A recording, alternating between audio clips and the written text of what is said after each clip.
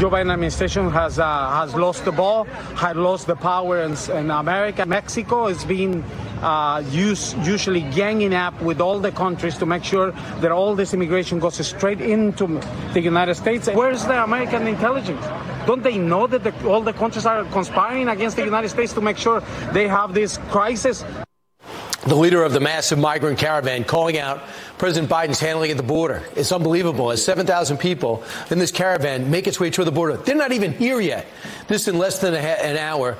Fed-up Democratic mayors will be in D.C. seeking more from the White House to help combat the crisis. GOP Senator Marco Rubio sits on the Senate Foreign Relations Committee and joins us now. Senator, it's still coming. They're laughing at us. Essentially, this guy's making money off this caravan, and he's saying, what is wrong with America? How frustrating it is for you? Well, it's very frustrating because, in fact, our intelligence agencies, our government does know that there are governments in the region that are actively pushing people in this direction. For example, Nicaragua is monetizing it, right? Nicaragua says you can travel, you can fly into Nicaragua without a visa. And so people fly in from Cuba up until the other day, from Haiti, from other places. And then, they're facilitating the route. We know that the leftist president of Colombia is actively pushing Venezuelan migrants to leave Colombia, facilitating that, pushing them towards the United States. So we know that governments up and down the region are doing that. We know for a fact that there are trafficking networks with links to terrorism that are in the business of moving and trafficking people for money. It's how they raise money for terrorism. But of course, it's logical to conclude that if they use that, if that's their business to make money, if they're a rent-a-car agency and you rent cars to make money, why wouldn't you rent a car or give a car for free to a terrorist? Since you're a terrorist organization, they're in that business. It would easily translate to them helping terrorists get into the country as well. It is a calamity. They are turning America into a refugee camp, and it has to stop. This is not this is a mass migration event bordering on an invasionary event, and they're allowing it. Biden is encouraging it, and he's allowing it, and now he wants billions of dollars more to make the process move even faster.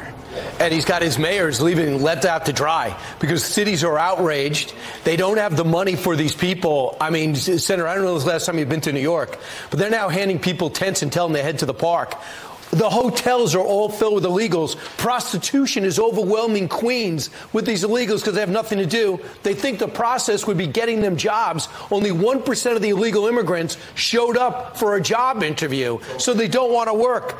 This is a self-inflicted, devastating wound to America.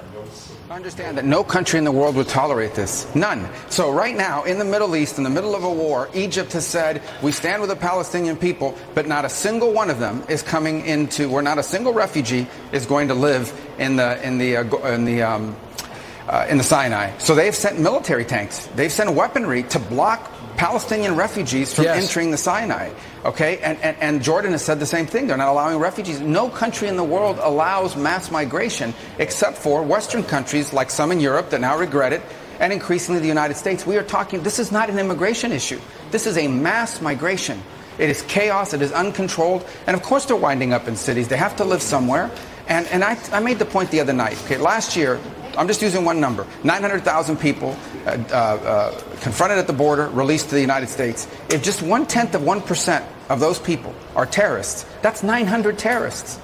You only need a few terrorists to do a lot of damage. Imagine 900 of them, and that's just in 1 year. And the Biden administration is not just allowing this, they are encouraging it through their behavior. And the reason why they don't stand up to it is because if they do, they have the left radical wing of their party that will rebel and revolt, people that believe that anyone who wants to come here should be allowed to come here no matter how they come here and be allowed to stay forever. And it is a radical view, but it is basically dictating their policy.